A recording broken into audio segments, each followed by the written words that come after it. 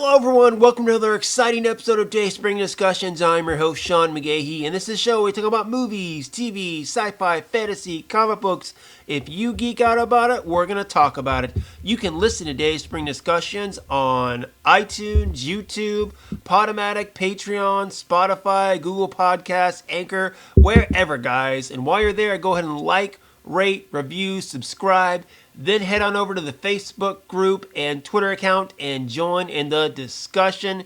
Well, guys, it is a rainy day here in Austin, Texas. It's pretty dreary out, actually. But it's all sunshine in here because I am joined by the always lovely Miss Lisa Locke McGahee. Hello. All right, guys. So it is a gloomy Saturday morning here. It's pretty wet out.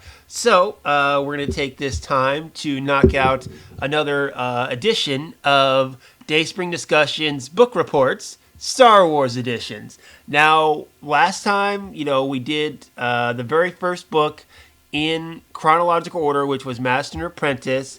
Lisa, you said you finished Dooku. Yes. Right? Yeah, I'll do. Okay, so we'll do that maybe tomorrow. We'll do that one. But we want to take a brief little interruption here to talk about the Rise of Skywalker novelization. Now, it came out several weeks ago, but the actual movie came out on Tuesday on disc. So people have gone out, they've watched the movie, either on their Blu-rays or on digital, which has been out for a couple of weeks as well. You and I have both read the book.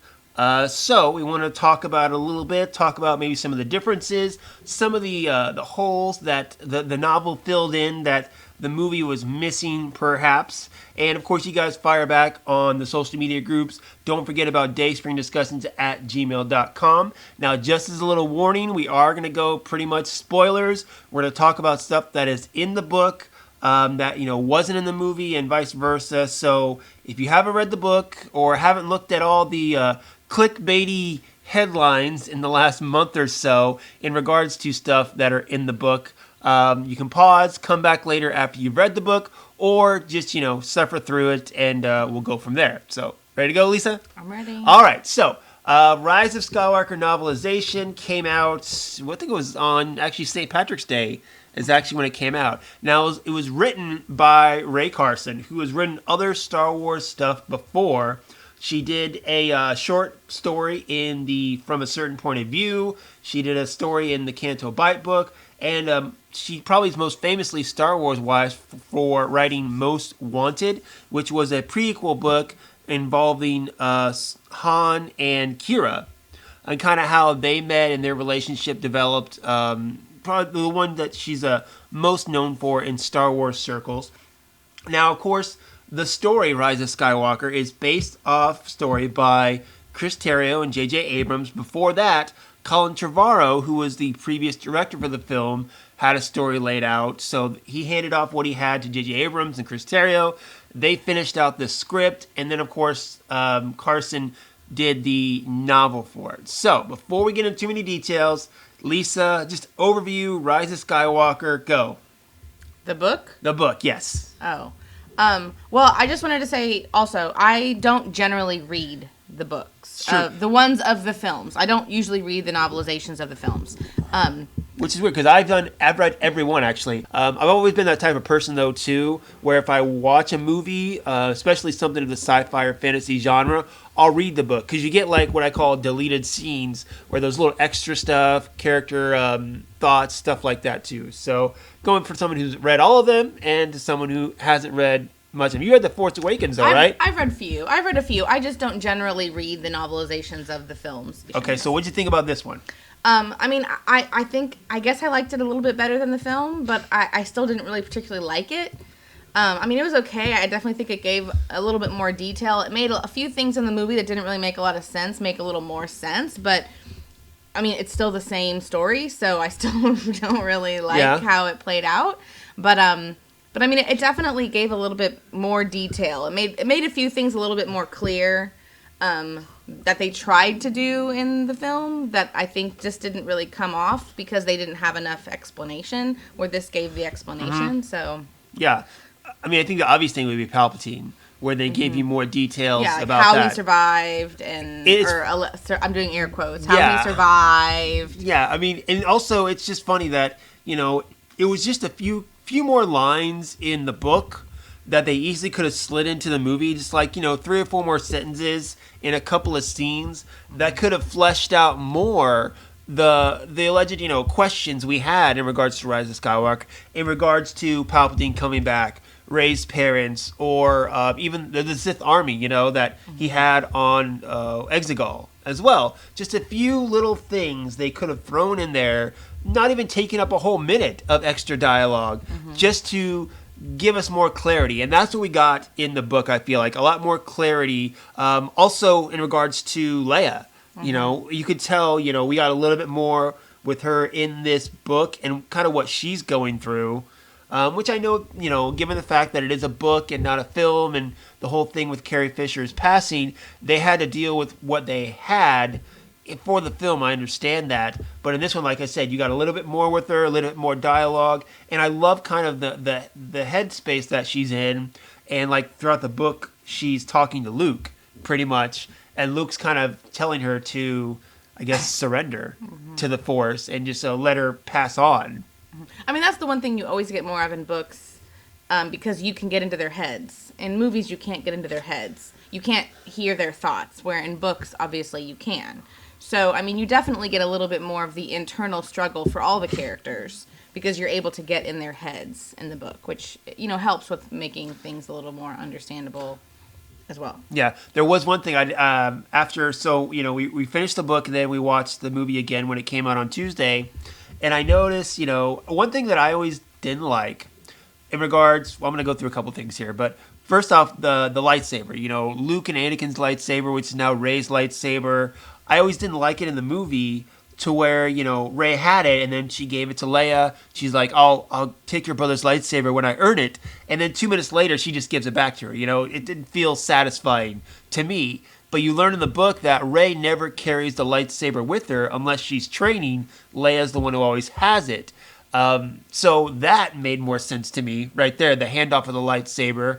And then also in regards to her lightsaber, where it describes in the book that she is working on her own lightsaber. It's just not finished yet. And then I go back and I look while we're watching the movie, and on her workbench you can see part of her lightsaber there. Actually, I looked at her workbench and it's there actually. So I'll give them a little more credit on that. What's one thing that they describe more in the book that you liked a little better? Well, I mean, the one thing I did like about the film was the connection between Rey and Kylo Ren. I mean, I like that that's one of the few things I liked about The Last Jedi as well. I like their connection. And I feel like the movie, didn't really explain their connection very well, like what it was doing, why it was so powerful, what was happening, why it was beneficial to Palpatine, where the book went into all that, about the dyad. And I didn't even notice them saying that in the movie the first time, or the first that they were a dyad. And then in the book, they go on it so much. Yeah. They go so much detail into them being a dyad in the Force and why that's so important. And so then it really helps to explain why in the film they could basically bring Palpatine back, why they were so powerful, their connection. So, and then just that whole scene in there too, how it explains even when he brings her back and their kiss, they explain in the book, it isn't a sexual thing. It's just their connection. They just have a connection. It's not like they were in love. It's a different, they explain it all a little bit better, I think. Yeah, I definitely agree with that. The way, again, with Rey too, you get more of in her head and what she's going through, what she's thinking in regards to that. Let's talk about the big one, Palpatine. Mm-hmm. Okay, what they explained in the book, because they kind of hinted at it in the movie, of course, that he was a clone, but the book clearly lays everything out. Going back, when the movie first came out, there was the visual dictionary, which I picked up and read through, and Dominic Monaghan's character, Beaumont, in that you come to realize he's actually kind of a historian. So he's been helping Rey, along with C-3PO, translate the Jedi text that Rey has. Mm-hmm. So the movie, I was like, what in the world is Dominic Monaghan even in this movie for? Exactly. They totally underutilized that. Why even bring it in? He has those couple of lines in regards to hinting about Palpatine, dark, was it magic or old dark cloning or whatever. It lets you hint that it's a clone. But, you expand that to 3 or 4 more sentences in the book, and he clearly lays out, he says in the Jedi text that Luke, the part that Luke wrote, was he always thought that Palpatine figured out how to cheat death, like him and his master Plagueis were trying to do, but he could never really, prove it, or whatever. And now this kind of proves it that he did indeed cheat death through cloning. You get Palpatine, a little flashback of him falling down, in the Death Star, and in that time he transfers his conscience or spirit or whatever across the galaxy, I guess. Stop me if I'm, remembering this all wrong, to Exegol. And the thing is, Exegol has been doing their thing, what it seems like, for a while, where his Sith followers, Sith cultists, people who actually live on Exegol and worship the Sith, have been creating clone bodies for him in order for him to live forever. And what's been going on all these years is that the cloning process hasn't been working to where he can't find a body that will sustain his essence. Okay?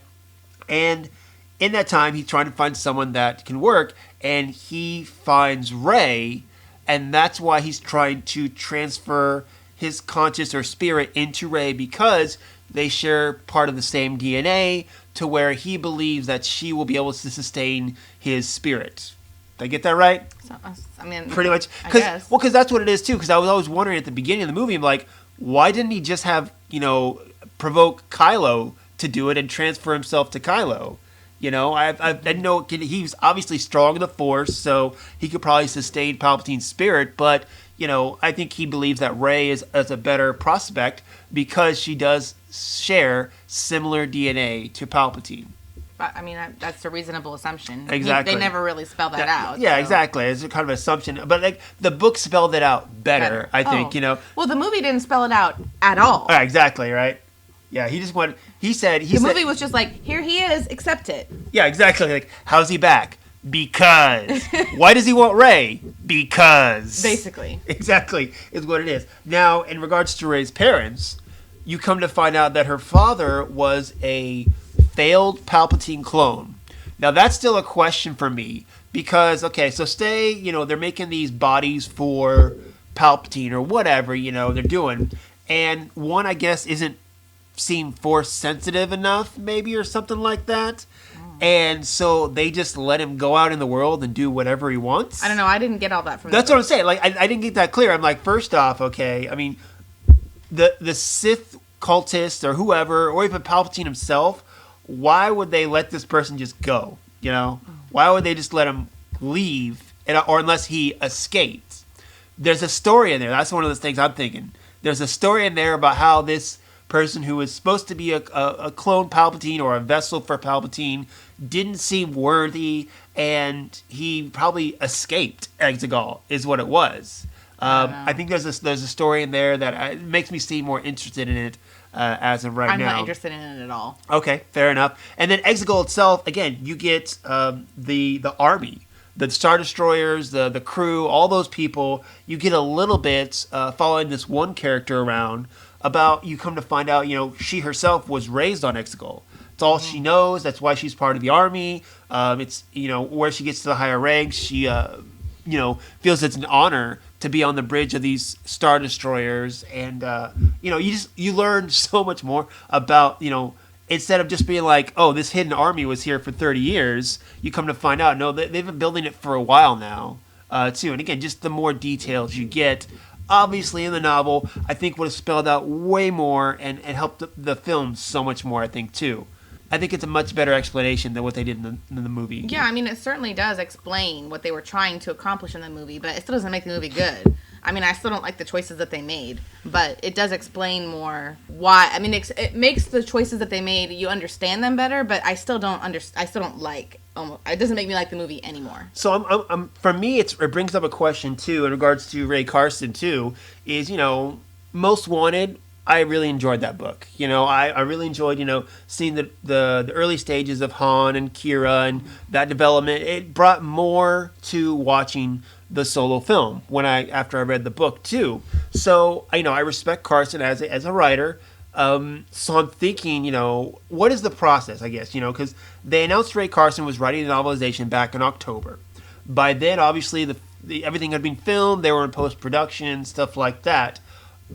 My question is, of this book, the little holes that were filled in, the holes, the dialogue, whatever, what of it was stuff from the script or story that wasn't just put in the movie, and what did Carson add? I mean, I have no idea. And again, that's my question. Yeah, I don't know how the process works when they make the novelizations of the films. I would imagine that they choose the person who's going to write the book or very early on, and that they're involved in the script process, that they're involved in the storyboarding for the script.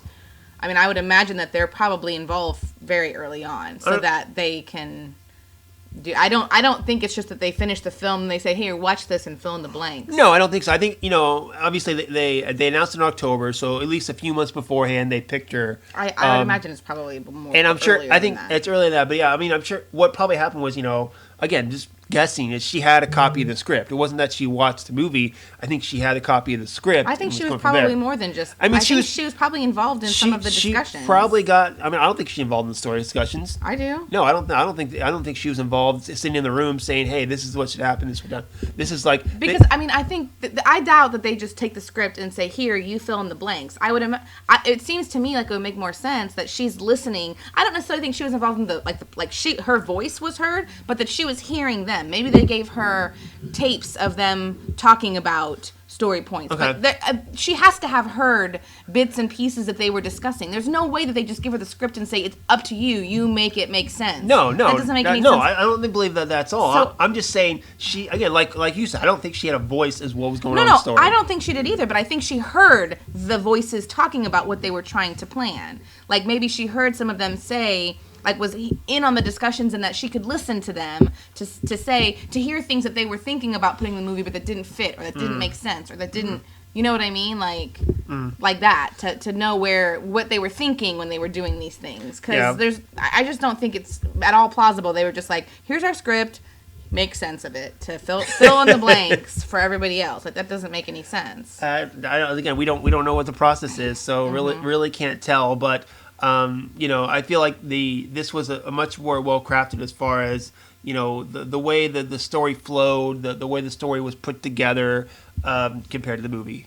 I think is what it was. And of course, a couple little tidbits that we got extra that we didn't get in the movie. One was more with Zori, Kerry Russell's character, and of course, and Babu Frik. I'm sorry, I'm going to say I like Babu Frik over Baby Yoda. I don't know. Oh yeah, Babu Frik's way better. Baby Yoda is still cuter. No, Babu Frik. No, Babu Frik. Hashtag Babu Frik's better.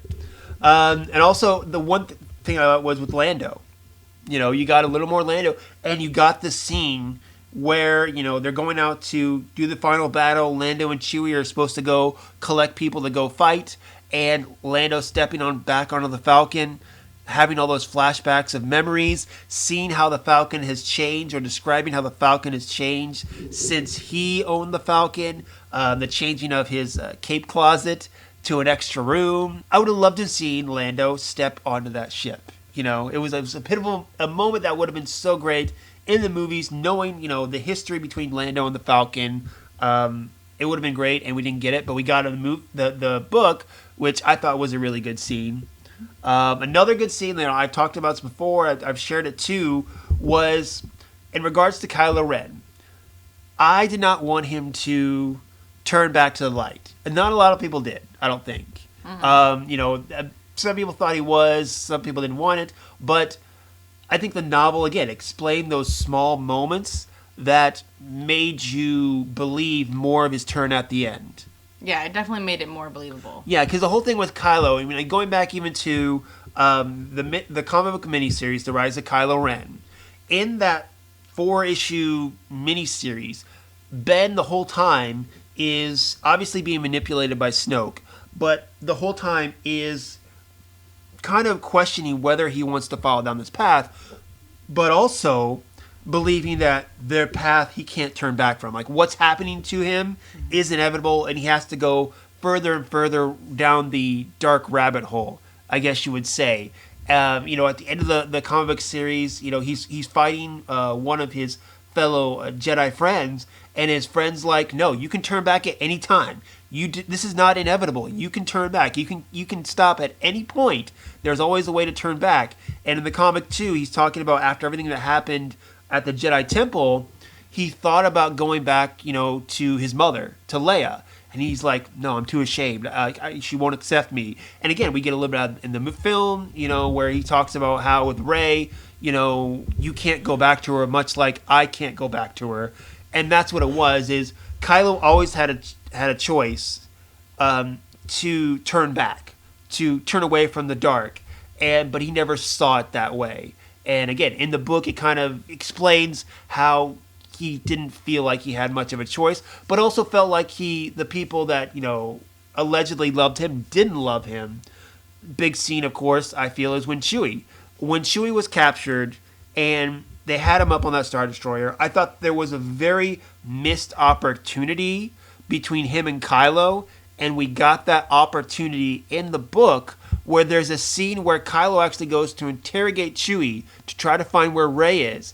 So he goes into his mind to pull out memories, and what he finds are memories of a young Ben Solo and Chewie. Chewie holding baby Ben, teaching Ben how to shoot a blaster, all these good things, that Ben thought Chewie, hated him all these years, but he didn't, he loved him, much like an uncle would love the child. And moments like that we got in the book with Kylo, I think, sprinkled in making the turn at the end more acceptable, I guess, in my eyes. No, I agree. I mean, they definitely did a lot of stuff in this one to make Kylo understand. Like, the book definitely showed how he was being manipulated all the years by Palpatine to make him think that nobody loved him and that nobody would accept him, where all the people would love him, would accept him, wanted him back, where he just, the Palpatine, they just basically showed how Palpatine was behind it all. His whole plan was to make Ben think that nobody wanted him, that nobody loved him, that nobody cared about him. And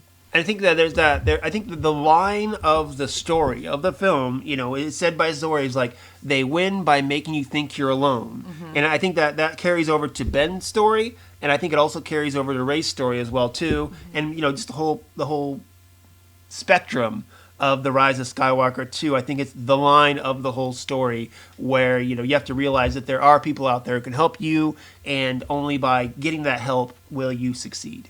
So, all right. So last thing, a little tidbit that I want to throw in at the end that they didn't have again in the movie was the big camaraderie moment at the end where Lando and Chewie show up with all the ships, and we try to look at the ships. You pause them and see who showed up, who in Star Wars canon showed up. But in the book, they actually call out who showed up. One of them is the Ghost. Star Wars Rebels. We don't know if it's male or female, that voice that calls out the Ghost. We still don't know that. We get we get Alphabet Squadrons there. We get Infernal Squadron. What's Phantom Squadron? Phantom that's Rebels. Is it Phantom? That was Phoenix. Oh. Phantom comes from somewhere. I just can't pinpoint it or whatever. But the one I noticed that you probably wouldn't notice was the ship Fireball going to Star Wars Resistance, Kaz, with that. So Kaz calls out, and then after that, another voice, an older voice, calls out, which is the older gentleman. Oh, what's his name in Star Wars Resistance? It's not Doza. Doza's the captain of this Colossus. It's the other guy. I forget who it is. But anyway, he was an old rebel type fighter pilot. But anyway, I like, again, you bring in all these people from canon, from books, animated series, ones that, the general audience wouldn't know, but say for people who read the books, and to put that in the books, I think was a good call. I don't think if you put that in, the general film, people, again, 99% of the people wouldn't get all the cool references. That's true. But for people who they do read the books, more likely read the novels, I really enjoyed that part where they were calling out all these squadrons of people who had showed up that we had seen throughout animated series and other books and stuff like that, which I thought was cool. Would you have liked to have seen any of that in the film?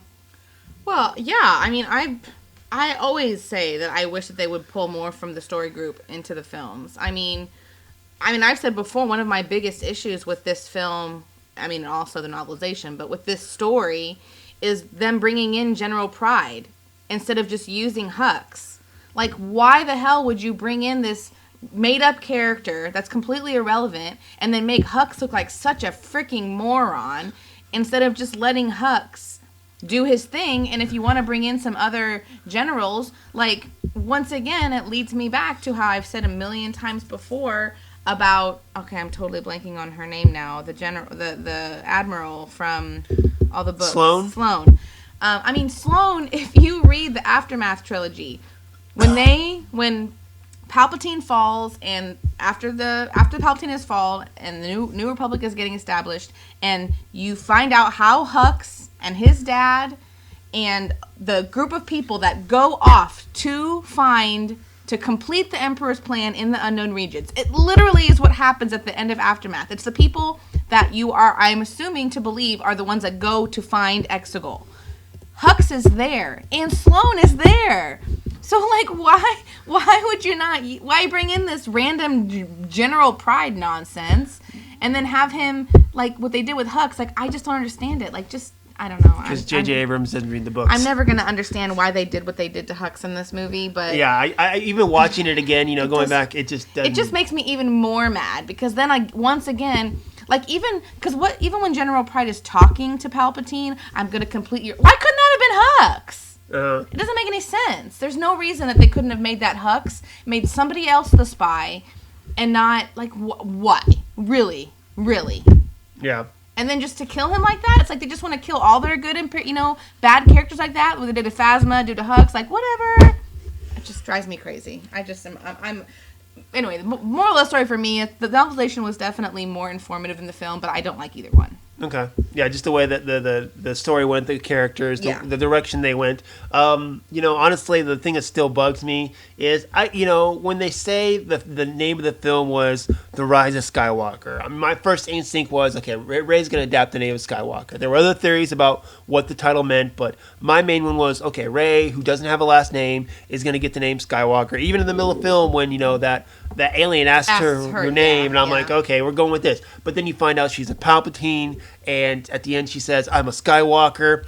That doesn't stay with me, because you know what? I'd much rather her say she's still a Palpatine, and, the whole rise above, what her family name is. It bugs me that, she adopted the name of Skywalker rather than just stay with Palpatine or stay with nothing, honestly. Mm-hmm. It still bugs me.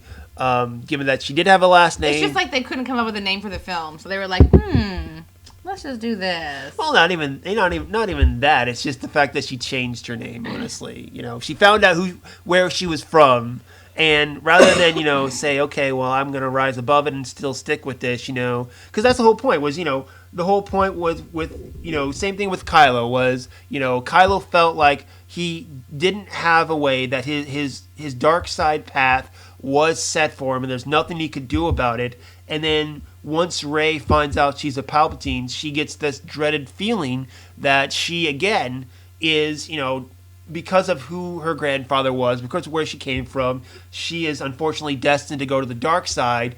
But then she realizes that, she can't turn away from it. She can't ignore the fact that she doesn't have darkness in her. Luke says it's a Jedi's destiny to confront their fears.